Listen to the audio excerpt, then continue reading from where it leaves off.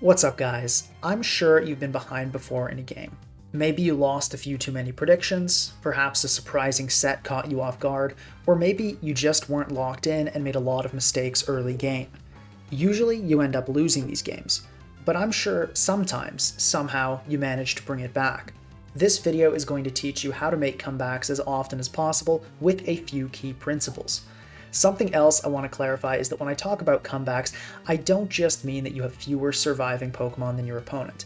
This is often the case, but not always. Hyper-offense teams are in this state almost constantly until one of their sweepers pops off. I'm not just going to be showing you a bunch of Kingambit sweeps. I'm going to teach you how to actually put yourself in a better spot when you are genuinely in a losing position. Let's get right into it. Number 1. Don't assume a disadvantage too early. As this video will make clear as we continue, you are supposed to play differently when you're winning or losing a game, or if the game is even. If you misinterpret the state of the game, you may end up playing incorrectly. It's important not to panic or automatically assume that your opponents have the sets that are worst for your team. If you have a bad turn, it is very easy to panic and start going for hard reads to claw your way back to the advantageous position you previously had, but this often backfires. Furthermore, don't assume you're out of the woods just because you scored a KO with a hard read. Getting a kill doesn't mean the game is even again. The point is this: don't assess the game emotionally. Actually look at the current state and ask yourself honestly, am I winning, losing, or is the game about even? Something else to note is that you can start the game at a disadvantage. If your team has a really bad matchup, it's not too different from being down a Pokemon or two. Now, assuming you are reasonably certain that you're in a disadvantaged spot, we can move on to step 2. That is, do not make middle ground plays. Go for hard reads. On this channel, I often advocate for what I call middle ground plays. That's when, instead of trying to predict your opponent, you narrow down your opponent's next move to approximately 1 to 3 likely possibilities and select an option that covers all of these possibilities decently well, even if it doesn't punish any of them quite as hard as solid prediction would.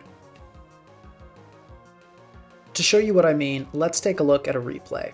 In this game, I lead with Ferrothorn and my opponent leads with Pelipper. I get hit by a Specs Hurricane going for rocks. I then switch into my Tapu Koko, knowing it's safe because the Hurricane came off. Now, here I have to make a bit of a prediction. My Tapu Koko is very good this game. If you look at my opponent's team, almost everything drops to a Thunderbolt with the exception of Gliscor, so I can be reasonably certain my opponent will make one of two decisions here. They're either going to switch into Gliscor to take the Thunderbolt, or leave Pelipper in a prediction as I go for the Hidden Power Ice and try to kill the Koko early with a Hurricane. Given my opponent knows they have a bad matchup here, going for a more risky play like staying in and clicking Hurricane is certainly not unheard of. So what do? Do I click HP Ice for the Gliscor or Thunderbolt for the Pelipper? Well, there's actually a better option, a middle ground play. I go for a U-turn and go into Tapu Lele. Now, let's suppose I U-turned and the Pelipper stayed in. Well, then I would go into Tapu Lele, take a Hurricane for 80 damage, but then I would be able to click Moonblast and do serious damage to everything on the team, which completely lacks a Fairy Resist. So you see, if the Gliscor came in as well though, I can also go into Lele and click Moonblast. Now, if I knew the Pelipper was staying in, Thunderbolt would have been a better play. If I knew the Gliscor was switching in, Hidden Power Ice would have been a better play. But I didn't, so I went for U-turn, which covered them both. Normally, playing like this is a great idea. But actually, this is exactly what you don't want to do when you're losing a game. When you're behind, you need to make reads. You need to click Thunderbolt or HP Ice, and you need to get it right. In this example, suppose the Pelipper did decide to stay in, and my Tapu Lele had to eat the Specs Hurricane and take 80% of its health. In the actual game you just saw, that wouldn't have been a huge issue because the game was still significantly in my favor. Even though my opponent and I were in a even matchup in Pokemon, I clearly had a great matchup, so it was okay if Lele lost a lot of its health. But what if I was down 2 or 3 Pokemon? Suddenly Tapu Lele's health becomes very important. To put it simply, you can't afford to make middle ground plays when you're trying to make up lost ground. This lesson also shows why step 1 is so important. If you incorrectly identify the game state as losing when it really isn't, you might stop making middle ground plays too early, plays that could have led to a safe win. Now the question becomes, how do I read my opponent? This is a pretty lengthy topic, so I'll save it for another video, but I'll give you a brief overview of how to read your opponent now. If your opponent thinks they're losing, they will make more risky plays, call out your safe plays if they're more skilled, and go for desperate reads if they're less skilled. If your opponent thinks they're winning, they'll play safely and make mid-ground plays. Now, also, why did I put this little rainbow color spectrum up on the screen? I did that to show that your opponent will play more risky the more they're losing, more safely the more they're winning, and if the game isn't going one way or the other, it can be very difficult to tell what your opponent will do, and this usually comes down to individual players. It should be noted as well that this chart is not a completely reliable guide. Some players will be in a winning position and still go for risky hard reads, and some players will make safe middle ground plays even when losing by a significant margin. This is uncommon though, and even more uncommon among higher level players. You can never be entirely confident predicting what any individual will do, but generally speaking, this chart is correct. When predicting your opponent, you should also remember that they will make decisions not based on the actual state of the game, but what they perceive the state of the game to be. You may have noticed on the chart I wrote, if your opponent thinks they are winning, not if your opponent is winning. This is an important distinction. Usually if you think you're losing or winning, you probably are, but that's not always the case. For example, if you have a booster attack Iron Valiant sitting in the back of your team running Swords Dance, Close Combat, Knockoff, and Shadow Sneak, and all your opponent has to answer Iron Valiant is a Galarian Slowking and an Iron Crown, you're in a pretty good position. Your opponent, however, likely thinks they're the one in the good position.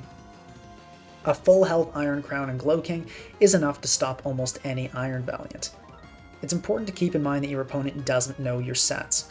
A lot of people make poor predictions because they think their opponent has the same knowledge that they do. So, to reiterate, your opponent will play a certain way based on how they think the game is going, which is not necessarily how the game is actually going. Now that I've briefly reviewed how to make predictions, let's get back to making comebacks and summarize. When you're behind in a game, do not make middle ground plays. Try to predict exactly what your opponent will do and punish them as hard as you can for it. Keep doing this until you're no longer in such a bad spot, and then you can begin to go for middle ground plays or a mix of middle ground plays and hard reads. Now let's move on to the next key concept in making a comeback. Number 3, don't make desperate reads. Predict what your opponent is actually likely to do. When going for hard reads, a lot of people, especially those at a lower level, will be far too hopeful in what they predict. It would be great if your opponent decided to sack their best Pokemon or risk switching it in, but will they? Probably not. The way to actually make a comeback is to slowly claw your way back by repeatedly calling out your opponent's safe plays. Very rarely are you just going to make a huge comeback in one turn by getting a surprise KO on your opponent's ace. Remember the chart. If your opponent thinks they're winning, they're probably not going to be taking big risks. Here's a simple example. So here I am using a Rillaboom bulky offense against a stall team. So the Corviknight at this point is at 83% and has its leftovers removed, and my win condition is Rillaboom for sure.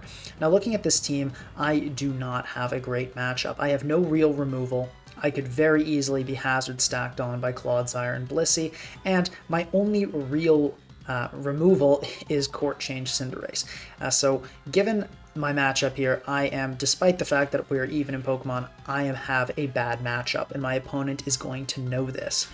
So here, predicting a poison move, I go into Slowking and get that correct. Then I go into Rillaboom. Now my opponent, I was expecting perhaps an Earthquake there, but my opponent ended up switching into Blissey, perhaps anticipating a Future Sight. Now, here, I could hope this Blissey stays in and kill it with a Wood Hammer. That would be great. If I killed this with a Wood Hammer, Kyurem would go nuts on this team. But is Blissey really going to stay in? when there's a full HP Corviknight there? Probably not. So I'm instead going to U-turn. Now, let's see how much that does. U-turn does 5%. Was that great? No, that's not a ton of damage. That was nonetheless a hard read, though. If anything else was going to come in, the correct play would have been Woodhammer. It would have killed anything, but I knew the Corviknight specifically was going to come in. Now, will my opponent make this same play next time?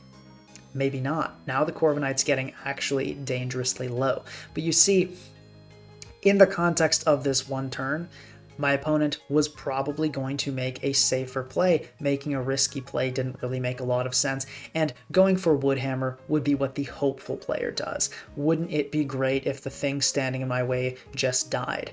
But what you really want to do is go for several hard reads. It's going to be a lot more likely that you get your way back into a game by U-turning on a Corv 3 times than Woodhammering a Blissey once. So to summarize, go for the predictions that are likely to work, and don't just predict what you hope will happen because it gets you back into the game faster. And number 4, play to your outs. There are a lot of ways you can win that aren't normally great ideas. Let's go over a few. First one, RNG. Play in a way that maximizes your odds of getting really lucky. For example, let's say you're facing a boosted up Okidogi that's fully bulked up and about to sweep your team. Well, if you have a Kyurem, freeze is 10%. Now a critical hit chance is 4%, so perhaps going for a headlong rush with Tusk is an appealing idea, but you want to maximize your odds, and in this case, even with the chances of unfreezing factored in, Ice Beam gives you a better chance of getting past the sweeper. Let's suppose you don't have a Kyurem though. Maybe your Raging Bolt's Thunderbolt. 10% chance to paralyze, and a paralysis into a full para would do the trick. Odds are certainly against you, but as long as there's even a 1 in a million chance that luck can pull you out of a situation, you should maximize your odds and go for it. Number 2 is bluffing. Pretending you're a certain set is a pretty risky maneuver and can lead to devastating losses if your opponent calls you out, but if your opponent is in a very strong position, they're more likely to make safe plays and not call your bluff. This makes bluffing a great way to make a comeback if you're in a really tight spot. And the third one, hoping your opponent plays poorly. Your opponent is not perfect. I've often been in situations where I needed to hope my opponent made a mistake to win. The question to ask yourself is, what decisions does my opponent need to make that I might have a chance of winning? Try to find likely mistakes your opponent could make and take advantage of them to its fullest. Play as if those decisions are a certainty. This is probably the strongest option of all 3. Even at a top level, endgames are thrown all the time. Now I'm going to go on ladder and simulate playing from behind. So this is a team that's been popular for a while, a fairly standard build, and I'm going to start this game. I know a lot of people have in the past said, oh, well, you know, Kingambit is just free comebacks, and I wanted to make certain that this video was not a Kingambit team, a team where we're going to have to make comebacks not with Supreme Overlord, but by going through these concepts that I was discussing. So how are we going to simulate getting behind in a game? We're going to pretend something surprise killed our Gambit, and we're going to do that by running a Scarf Steel Beam Gambit that will just immediately kill itself. So we're going to go on ladder, lead with this, Steel Beam, and then basically play a 5 Pokemon team to kind of artificially put ourselves in this behind position, and I'll show you guys how I think through the game and how I maximize my chances of winning despite the fact that I'll be in a really bad position. Alright, let's take a look at this team. Wow, so we've got Rillaboom, Dragapult, Mimikyu. This is not a team that we want to lose Kingambit against, but let's lose Kingambit. Alright, we'll go for the big Steel Beam. At least we do outspeed, and we'll be able to pop this balloon, so that's kind of nice. Vincent should know something is off. People don't lead with Kingambit ever, but we are going to do this. We are going to go for Steel Beam. Yeah, losing Kingambit against a hyper offense sort of, or offense sort of build is definitely not a great idea, but let's do it. Let's do it. Okay, we're going to get our balloon popped, and we're going to get hit by a Magma Storm and die. So we just lost Kingambit for pretty much nothing. So let's go into Kyurem here. And once again, this is when I was talking about hard reads. This is what I mean. We are now in a position where we kind of have to go for a hard read. Now I'm thinking this... this is a tough one. I'm expecting this Heatran will either switch out or Terra. So I'm going to go for the freeze dry here. And sure enough, we catch it on the Terra. And we get flash cannoned. Now, is Kyurem worth Terraing here to kill this and keep it around? And once again, you see there, hard read. I needed to make a prediction. If we clicked Earth Power, that would have been a disaster here. You cannot afford to make mid-ground plays when you're in a bad spot like I currently am.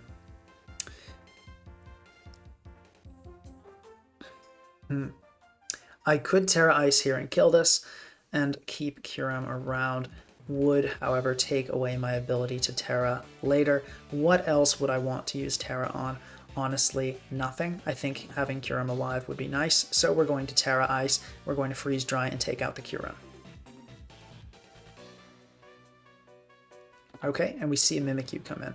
So I'm actually going to go directly into Cinderace here because I'm expecting a Swords Dance. Mimikyu rarely actually clicks Shadow Sneak immediately. They typically do want to Swords Dance first, so I'm surprised to see the Sneak come out, but I suppose it makes some sense. But we're going to get off a very nice little Will-O-Wisp there. And I can U-turn here. Sneak is definitely not coming out, and this is a great opportunity to just go into Landorus. Now at this point, I believe U-turn is a pretty much flawless play. This Mimikyu we're looking at is not really a threat in any capacity. I could go for Stealth Rock here. The question is, will I want to Court Change later? I'm thinking probably not. I'll say the Rocks chip is likely worth it. And the Mimikyu will drop.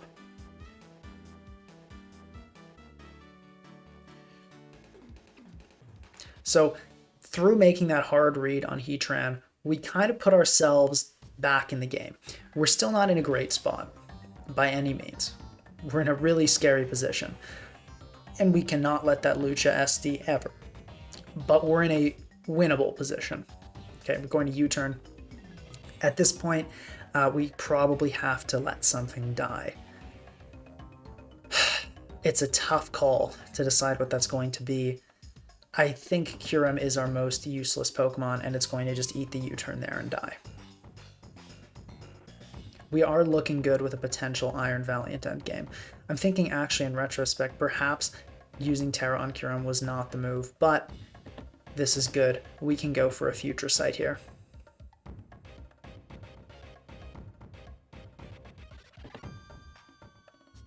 And Hawlucha will not be able to kill us with anything here. And we'll go for a Sludge Bomb. So yeah, we're likely to die, but we did not want to get Encored there. And here we'll go for a U-turn, and hopefully we don't see a substitute. Sure enough, we do not see a substitute come out. So at this point, our way of winning this game is going to be Iron Valiant, which can likely Moonblast and close combat its way through the remainder of my opponent's team once this Future Sight hits. So we're going to go right into that.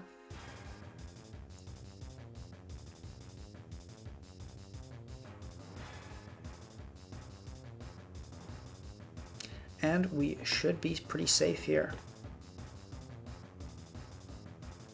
This Rillaboom absolutely should die to a Moonblast. I'm going to check what kind of damage we've done to this before, though. Landorus U-turn doing 39. That indicates a bulkier kind of Rillaboom. So I'm actually going to go for a somewhat risky play because on Valiant, close combat is the higher damaging if we're looking at an Assault Vest variant. So let's assume this is a max HP Rillaboom, and AV is very possible here. CC will kill, so I'm going to go for that, and we do just see the Glide come out, and CC comes out and kills. Okay, good stuff, and here my Valiant is of course faster than this Tusk, and this Tusk is not going to survive a Moonblast. And the Dragapult will likely not survive a Moonblast either. And after Rocks especially not, sure enough, GG. So there, we managed to win that game. by playing very carefully around the Hawlucha, for one, and also because we went for that hard read against the Heatran. That's what put us in the driver's seat that game. Hope you guys enjoyed the video, and I'll see you next time.